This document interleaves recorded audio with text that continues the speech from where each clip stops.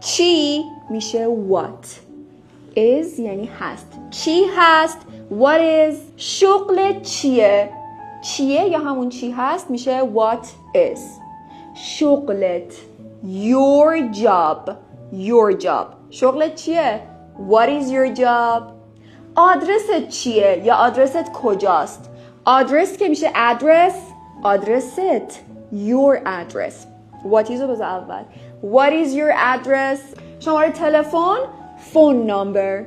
شمارت your phone number. شمارت چیه؟ شمارت چنده؟ what is your phone number. family به انگلیسی میشه last name. فامیلیت your last name. فامیلی چیه؟ what is your last name. حالا اسمت چیه؟ این جمله رو به انگلیسی برام کامنت کن. به انگلیسی میخوای بگی قصد دارم ازدواج کنم. قرار ازدواج کنم. I'm gonna. بذار اول جمله.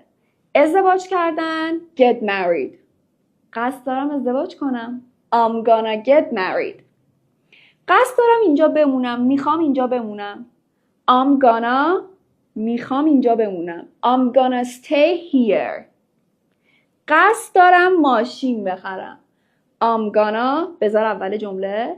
I'm gonna buy a car. حالا به انگلیسی برام کامنت کنین جمله رو. قصد دارم انگلیسی صحبت کنم. give یعنی دادن. back بهش اضافه شه. give back یعنی پس بده. turn یعنی چرخیدن. back اضافه کنیم. turn back یعنی دور بزن. move یعنی جابجا شدن، منتقل شدن. back اضافه بشه move back یعنی برگرد.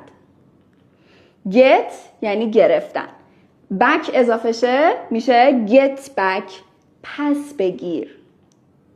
talk یعنی صحبت کردن، حرف زدن. back اضافه کنیم talk back یعنی یکی به دو کردن. draw یعنی کشیدن، نقاشی کشیدن. draw back یعنی عقب کشیدن. حاضر جوابی کردن. answer یعنی جواب دادن. حالا با استفاده از همین فرمول حاضر جوابی کردن چی میشه به انگلیسی؟ کامنت کن.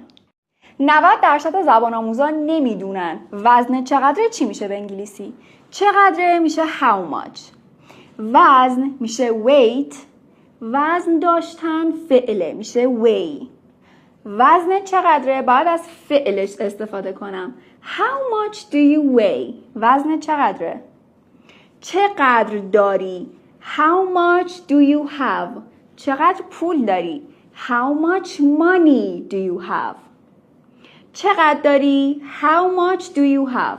چقدر زمان داری. How much time do you have. چقدر می نوشی. How much do you drink. چقدر آب می نوشی. How much water do you drink. اگه میخوای همینقدر راحت مکالمه رو سریع یاد بگیری حتما پیجمو فالو کن.